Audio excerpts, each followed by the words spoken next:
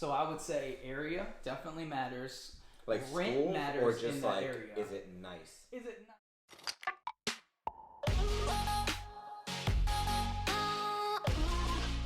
Alright guys, so on this episode, what is it? Episode like 4 4 or of 5. Generation H. Yo, we're going too far. Like, it's gonna become a thing. It's gonna be like a logo that like turns in cartoon. It's like flames. Just swords. Yo, I got swords in my car. Alright, so today's episode was episode 4, I think. Yeah, what 4. What it is? Yeah. Alright, so episode 4, what we're going to be talking about today, just in conversation, just as a dialogue, is about the difference between rentals, period, Short-term, whatever that long-term. is Yeah. for you. Cash flow. Yeah, so basically cash flow or just Checks. not passive, active income. Yes. So it's active income versus passive income, right? So like, where are we deciding how to be focused on what over another? When? Is it a deal-based thing? Is it a lifestyle thing? Is it a where you are in your life thing? Is it a... I mean, there's so many different factors, right? So I think for me, it's like digging into like obviously where each one of us stands. Yeah. And then like how we're making that decision, what's influencing that. Is it going to change it at some point? Has it already changed since when you started? Because I feel like it has for some of us.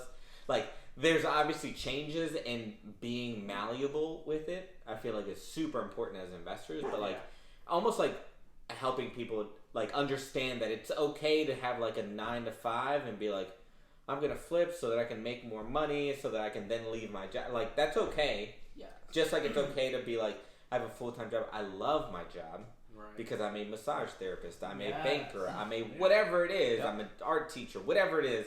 But like, I love what I do, but I don't want to be like shackled. You to, want more. I need to, So like, I want to be able to take my vacation. I want to be able to like make money passively to like pay my student loan, whatever it is. Like, right? So like, there's a lot of different stories. There's no right answer in what we're doing.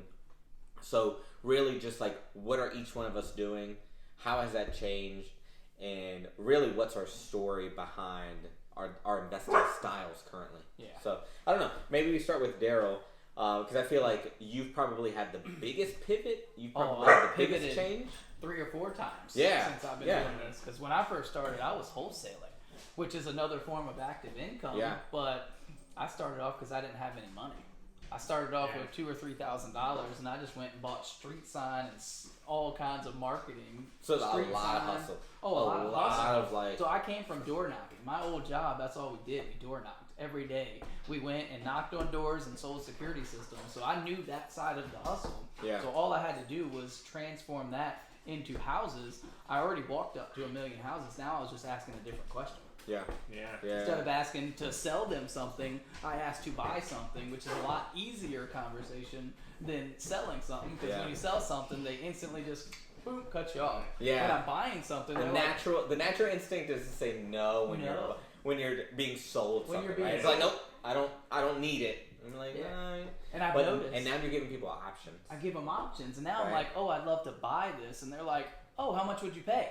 That's the instant thing that they go into is how much would you pay? Because everyone loves for you to give them money. They don't necessarily want to give you money, but they love to get the money. So I kind of pivoted from doing wholesaling till I got enough cash to be able to buy my first flip.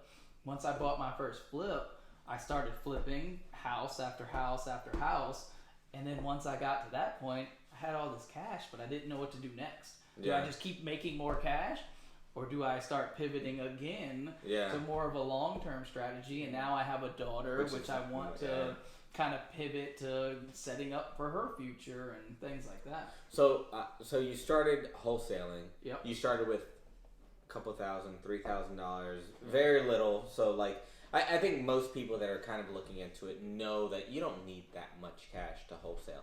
You don't. Sure, the more cash you have and the more intentional you are and the better of a strategy you have, the better deals or the more deals that you're going to have. Like, more like inflow of like calls and stuff, right? So, okay, we all understand that. But like, you started with like 2 to 3, and then at what point were you like, okay, I'm flipping enough houses, or I'm wholesaling enough houses to like, I need to be part of the action? Was that always like something that you had in the back of your mind? So in the back of my head, I always thought it would be possible. Yeah. But it's that dilemma to where you're like, how am I going to get enough money to purchase a house? Do I have to save enough money to be able to purchase the whole house? Or how and renovations and everything. Yeah, and by me wholesaling, introduced me to a bunch of investors, and I started asking questions. Like, so how are y'all doing? Oh, you're curious the whole fucking time. Oh, yeah. Yeah. I'm like, how are you buying this house? You don't look any more set up than I am. Yeah. And then that started asking questions, and they were like, dude, I use other people's money. Yeah. Like, what do you mean, how much did I save? I didn't save anything. I saved $20,000, and then I used it as a down payment, and then that's it. So, and I did all of this while having a full-time job. When I was wholesaling, I had a full-time job trying to pivot out of that full-time job. Yeah. So now I'm door knocking. Half the day I'm door knocking for houses. Half the day I'm door knocking to sell security systems. And I'm like, how do I get out of this rat race? I'm just going in circles, just knocking on everybody's door. Yeah, but you always saw the end game of like, I'm gonna get out of this. Obviously, like there are certain guys that I'm like selling these houses to, or I'm like seeing, or I'm talking to. They're like making it happen. Oh, making it happen right? every day. Yeah. And they're fine. They have multiple deals coming in. They're making $20,000, $30,000, $40,000, $50,000, $100,000 whenever they sell a house. So you like saw that. So I saw that, and I was already curious because I'm making 10, 15, 20 grand off of a wholesale deal. But then those people are turning around and making another 30, 40, 50,000. Yeah. How do I go from making the 15, 20 grand to making the whole 45, 50? Yeah. And that's where I was curious, but I didn't know how to put it into action because I thought you had to have money. Yeah. Little did we know, you don't have to have any money, or a little bit of money helps. And you were just befriending people. You were befriending people. You were befriending people and asking a bunch of questions, getting really curious. Yep. And then that led you to being like, okay. And you started using the same lenders and the same people that they were using. Yes. Yeah. So the same lender that was coming to the meetup, instead of me selling all the people the houses that I was getting, and then they started going to him to lend the money, I just went straight to him and was like, hey, what do I need for you to loan on this project? Cut out the middleman. Cut out the middleman completely. Yeah. So now he comes in and funds my whole deal because I got to steal for my first flip. And obviously so that's a huge benefit. The fact that you're wholesale, so like you are now cutting out the assignment fee and you're keeping that as an additional profit, right? But like then there's a whole nother skill set that you're learning. So I went into it. Like the rental side. I knew nothing about construction. Yeah. I knew nothing about construction. Isn't that daunting though? Like I have construction background. It is because my godfather owned a construction company. I worked for him. I managed people. So I knew enough coming into it that I was like, cool, that's a big corner of, or like big side of that triangle is like the construction side. So that wasn't a thing, but there's a lot of people like you that are like, I have a bunch of other skill sets. Yes.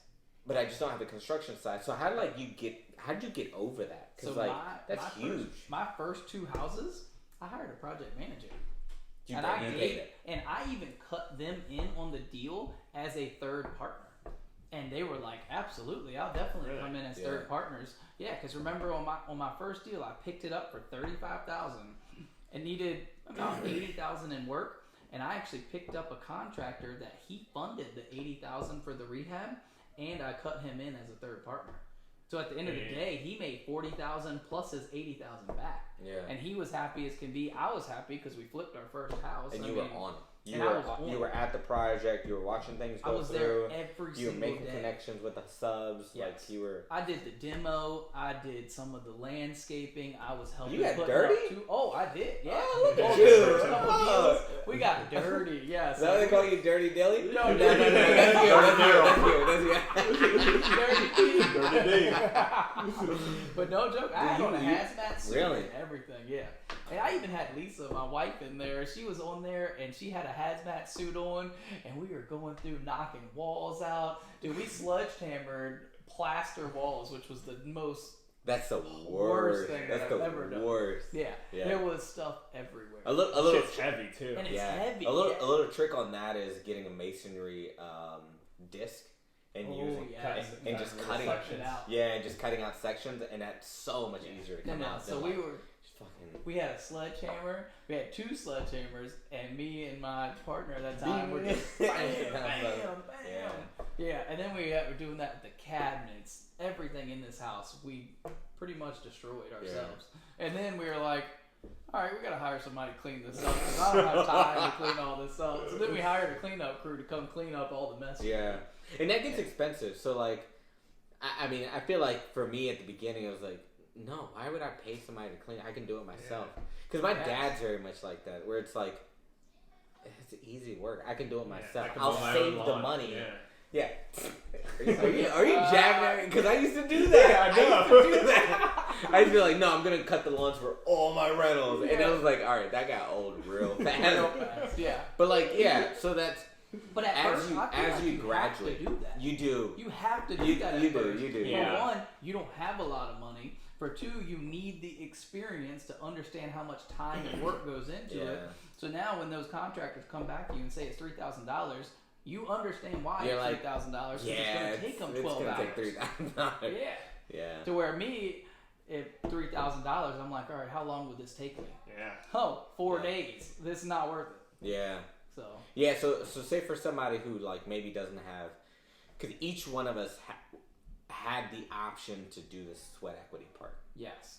There's some people that can't. Like all of us did. Can't. You did. I did. I slept on hardwood floors. You're talking about like they're not built for it to do the sweat equity part? That's one piece. Sure, maybe, but like you might also have a job, they don't have time. And they have a family, and they have so they might not be able to, or the house might be like 2 hours away, and so there's some people that just might not be able to, but like.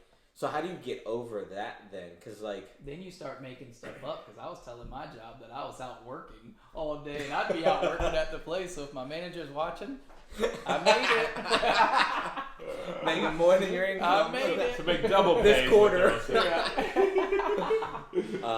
Yeah. So you put in the equity then. Oh, you put in sweat equity. How many times did you do that? How many properties did you do I did that for my first 3, and then I started cutting back to where I just do the landscaping. Then I cut back to just doing the drop-offs of the materials. Yeah. Now I barely do the drop-off. I don't do any landscaping. Yeah, you just get on. Lowe's. Yeah. My credit card number is 344-5. Those are the most annoying calls, though. It's like you have to be at your phone to answer. Yes.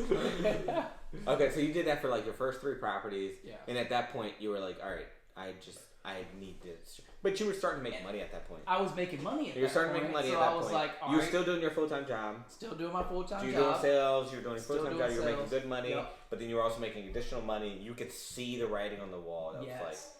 And I got to a point to where flipping houses started to equal my same sales job, which was a pretty good income. It was $100,000 a year income. It wasn't just a $50,000 job. It was a $100,000 a year job. And I started to match that by June and July. I'm like, this is getting a little interesting because now it's working, and I didn't think it was going to work like that. I thought I was going to flip a house, then 3 months later I'd get another house, but now I was starting to do 4 a year, 5 a year, 6 a year. I'm like, if I go full time, could I do 12? Yeah. And guess what? The first year I went full time, I got let go at my job for not being a producer anymore. I went from being a producer. I went from being a producer to not being a producer, and they were like, "Okay, we don't need you anymore." You're a bum. Yeah, you're a bum. You're a loser. No joke. Wow. Yeah. Okay. So I pivoted from that to going full time. First year I go full time. Guess what? COVID. COVID hit 6 months after I went full time. Oh, and that's almost perfect. I flipped 3 years. I flipped like 4 houses that year. So it still worked. Everything still worked. Still made good money. Yeah, you made your income basically. So I made $20,000 more than what I was making at my security job. So it was still an increase. Yeah. And then 2021 hit. Housing market went ba-boom. Yeah. And no one expected that. No one expected that. No, man. Yeah. When COVID happened, I got nervous. Oh, same. I got nervous. Everyone was nervous. Yeah, I was just like, I need to sell I just need to get rid of it. And for some, I decided to just like refi. Yeah. And it was the best decision I could make. And it was even crazier because my wife was 6 months pregnant when I got let go at my job. So I'm like, what do we do? Like, is this real? Like, is this really what's going to happen right now? And hey, you just take it on the head and roll. Yeah. And that's how we did it. We took it, and we still managed to get a few houses.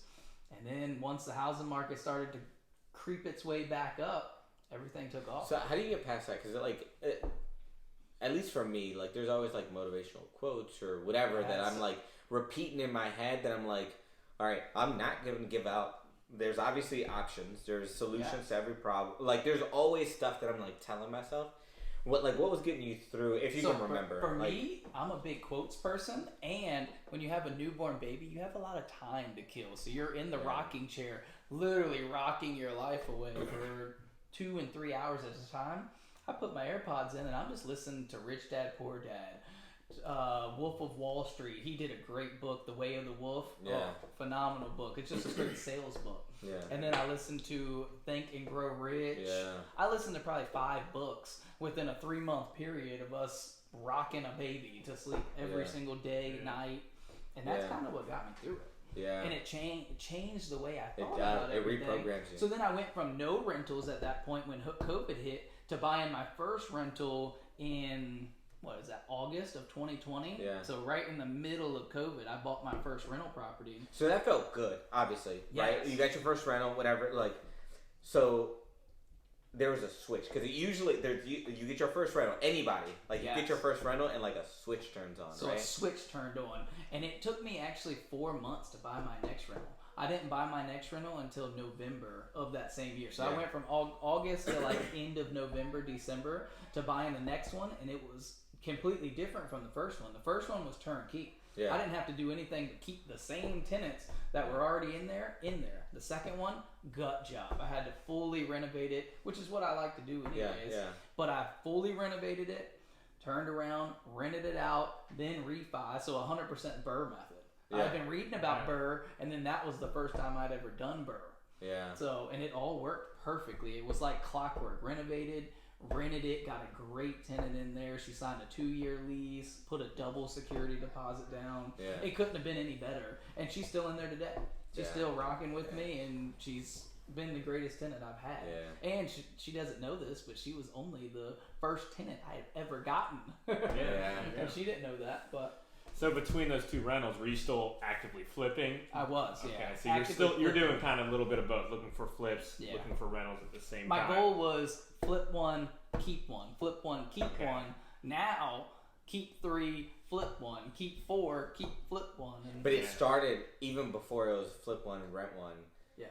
You were flipping, you did 4 flips your first year or whatever, right? Yeah, first full-time year was 4 flip. So you were flipping consistently. Flip that and it was with the intention of, but I needed the writing on the active wall. income. So, so you started seeing that you needed to bring in income. Yes. You got let go by your job. So you were like, I need to bring in money. Bring in money. That's all I thought about was how am I going to make the same as I'm making, because now we have a new baby. I don't want to cut our lifestyle down to what we were used to, because I worked at that job for 5 years. Yeah. So we were used to that lifestyle day after day, year after year. Yeah. So now it was, how do I make up for that? And then once I did make up for that, now how do I focus on something more than that?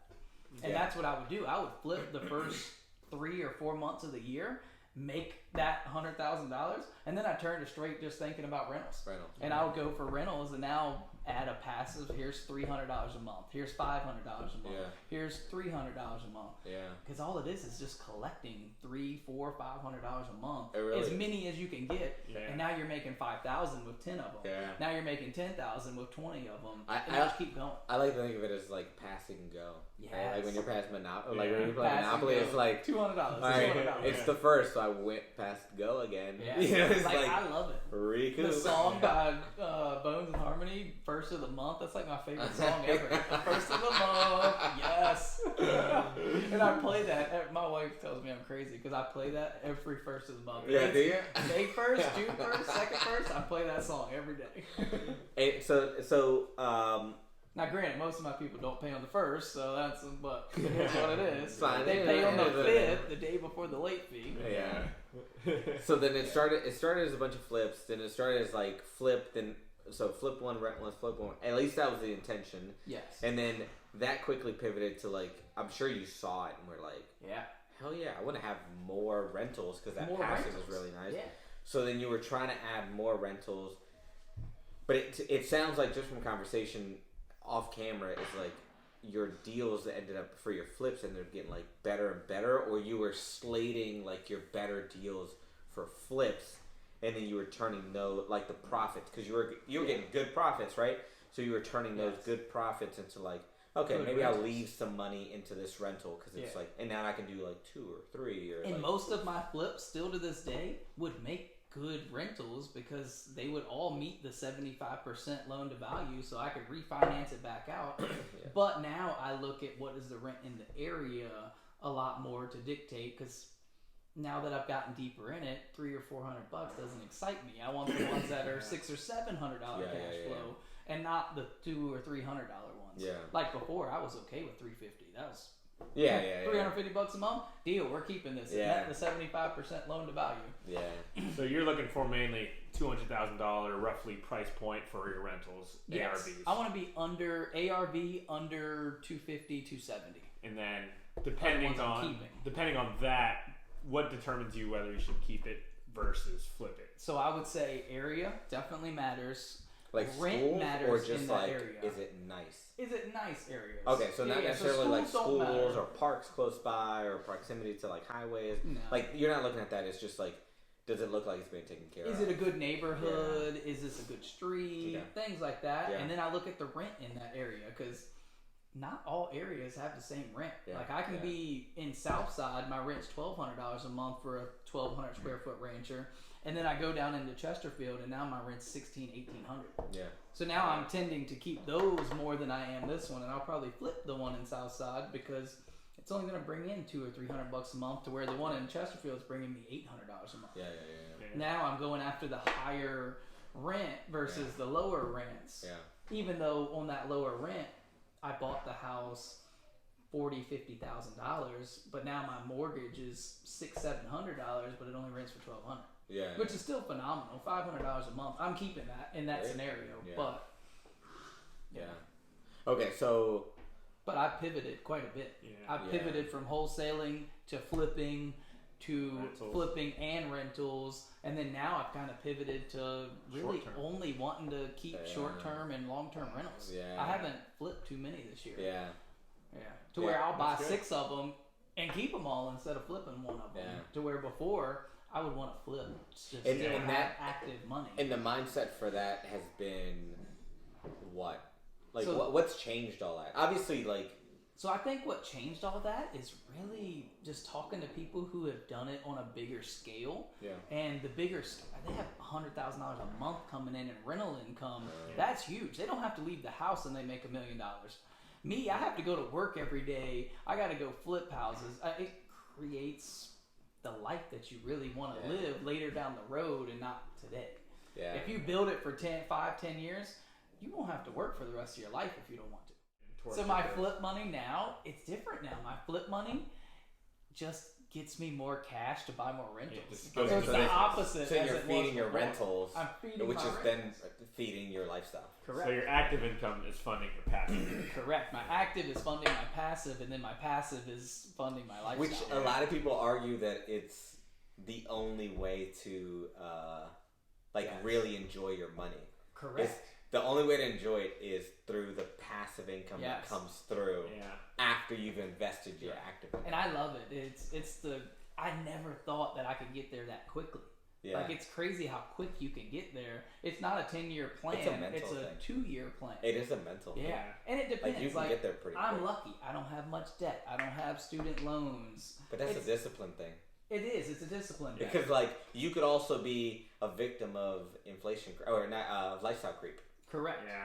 Yes. You have all this money coming in, and now you have flips that you can do, and now, hey, babe, you want to buy... I know we bought a car last year, but we can buy... Like, that can totally happen. We need to upgrade our house, and it's like, cool, you can do that. Or you live like this, and you still live like this for 60 years. Like, it's up to you. Yeah. Yeah. I would argue. In like 5 years, your rents are going to go up, so then your lifestyle's going to go... Yeah. So, and then for me, the way I even secured it even more is I have a rental account that has probably 20 to 30% of what my rent coming in is sitting in account in case anything repairs, vacancies. So then it doesn't come out of my cash flow. My cash flow stays the same, and if someone doesn't pay, I take $1,000 out here and pay myself. So that way I don't have to eat that money and everything changes, because the likelihood of me running through 20-30% of my yearly cash flow is probably not likely. Yeah, detrimental stuff has to happen. Exactly, yeah. So how long did it take you to go from full-time job to you suck as an employee and you're not productive? So it was... to like now you can live off your rentals and like... Yeah. I mean, because I feel like a lot of people mentally set themselves up for... That's going to take 5 years, 10 years, 15 years. Yeah. But I think it's a lot sooner. So I worked both jobs for a year and a half. And then when I got let go at that year and a half marker, I bought my first rental within 11 months. And I have not owned... I've acquired as many rentals as I have over the last 20 months. So I haven't owned any of them for 2 years. Yeah. So I'm fresh. So 3.5 years total? 3.5 years total. So 3.5 years total, and now you've gone from full-time employee to you could literally live off of your rentals. Live off my rentals. I don't have to leave the house if I never want to again. Now, granted, I'm not going to be a millionaire or a high producing. You have to strap down a little bit, but you could survive. It covers my bills. It covers spending money, groceries. No, I'm not going to be able to go buy the new car when my truck goes bad and all that. I'll buy a new car, but I won't be able to go buy a 2022 or a 2023. Yeah. But I can go buy a nice car and live exactly like I'm living and never have to worry about anything. Yeah. Which is a huge relief, because the biggest thing when you quit that job is every year the unknown of, am I going to get any houses this year? Because I don't care how long you've been doing this, you still think in the back of your head, am I going to flip a house this year? Yeah. Maybe not. I don't know. It's scary. Especially if you got bills and a kid. Bills, a kid, a family, and my wife doesn't work now. So now it's even crazier because I was able to get her retired within like 6 or 8 months of us acquiring rentals. And then the next goal is to get me retired. But I'm not close to that yet. But it's only because I have a higher standard for me being retired. So do you want to if you were to pick it, would you ever want to just retire and just chill? I don't think I'd ever retire, but I would do the new day and age retire and go do something that I want to do. That is such as different industry, start your own little business. I don't think a different industry, but I would travel. I wouldn't focus right now. I have to be present. Every week, every day, I have to be present in order to keep my flips going, my acquisitions going, all of this stuff, to where I'd like to get to a point where I don't have to do that. I don't have to be just there. More limited time. So one day a week maybe, or 2 or 3 days a week, or I'm available by phone, but I'm still somewhere else, things like that. So are you doing anything in your business yet to try and get to that point? Subbing more stuff out? This year, my goal was to sub all of my workout. So I've acquired that. I sub all of my workout. I don't do anything at all in the houses. The part I haven't figured out. Materials, not doing anything. So I do pick up materials. I'm famous for that. I love Lowe's. It's hard. It's hard to not. Lowe's is my favorite place. Me and the daughter will walk around and load the car up. And so I do pick up materials. Yeah. I would love to get an assistant this year. That was my goal coming into this year, is sub out everything, get an assistant to take care of getting your power bill set up, your utilities, because that's time consuming. Every time I get a house. Assistant for that, man. Yeah. So I get a house, and next thing you know, I'm on the phone for 30 minutes. Stuff. Oh, but for the insurance and electric. Yeah. So you've obviously pivoted from short term, or from wholesaling to flipping to you doing your first rental with a kid and having recently been laid off and trying to almost fulfill a gap. I feel like that's kind of what it is, right? It was, yeah. Obviously, you were having more conversations with other investors who were having the passive income come in.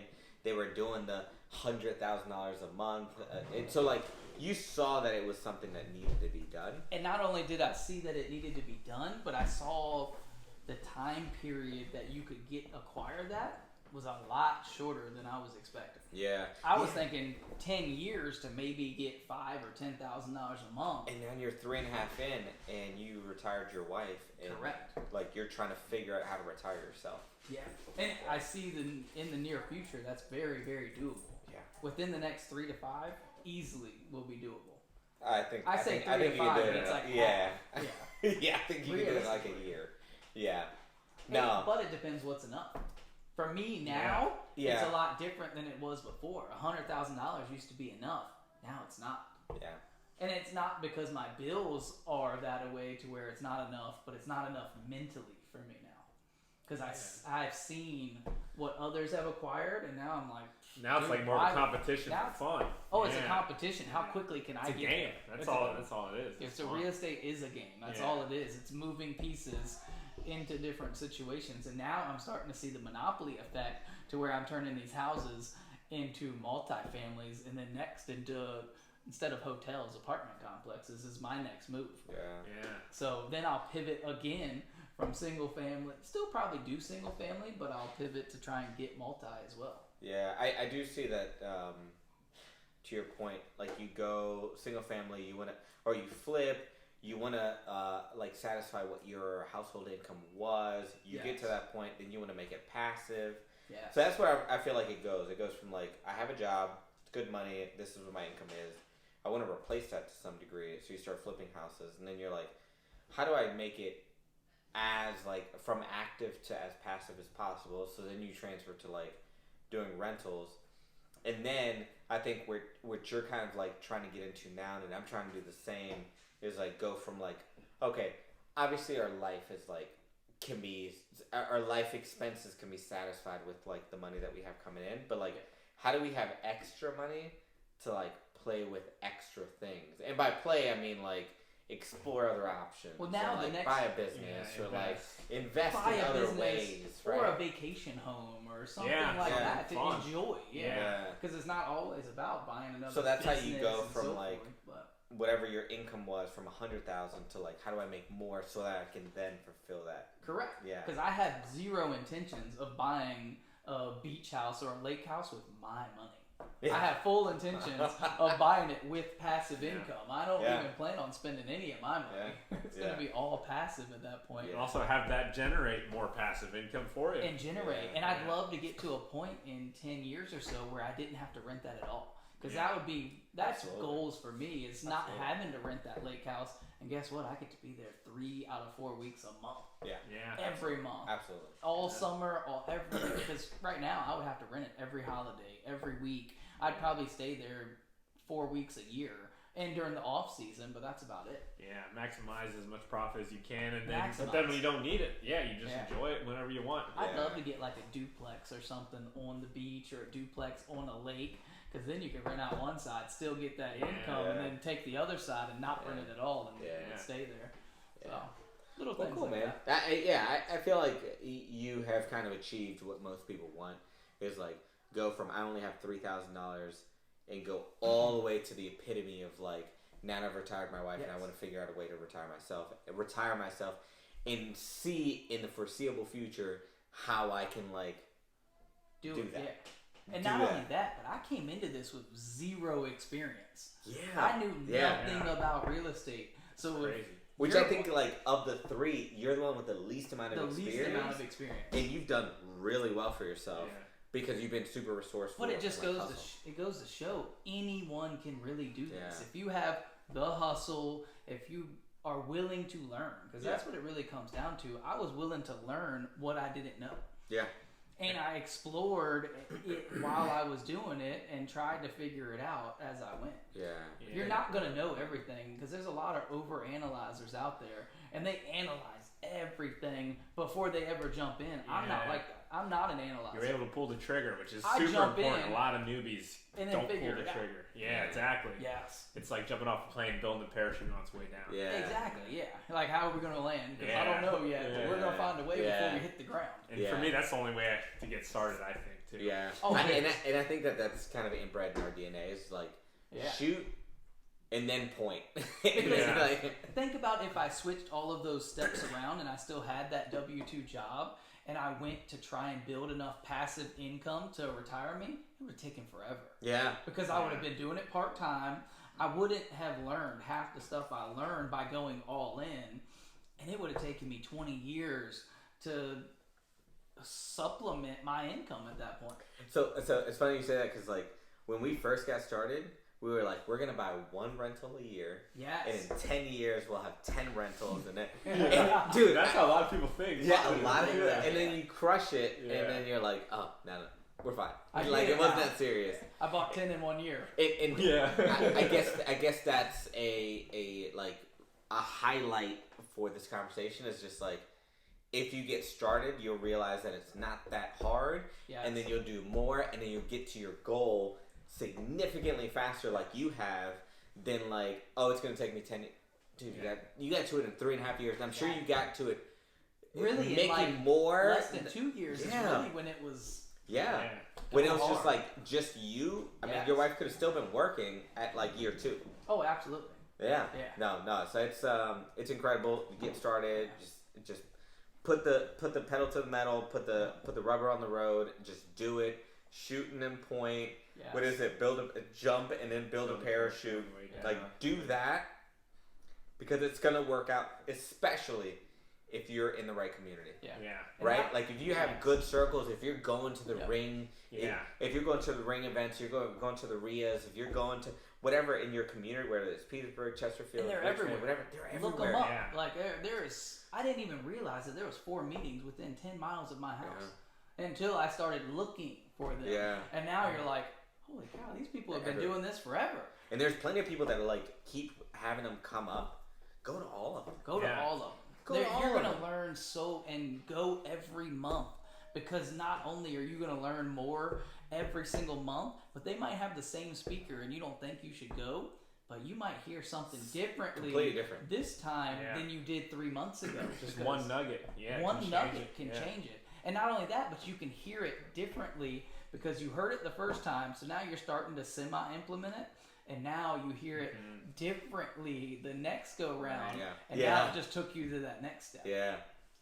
I've had conversations where it's been kind of nice to meet you, we'll have coffee, and then that conversation, that hour coffee, has led to a pre-approval of over $2 million.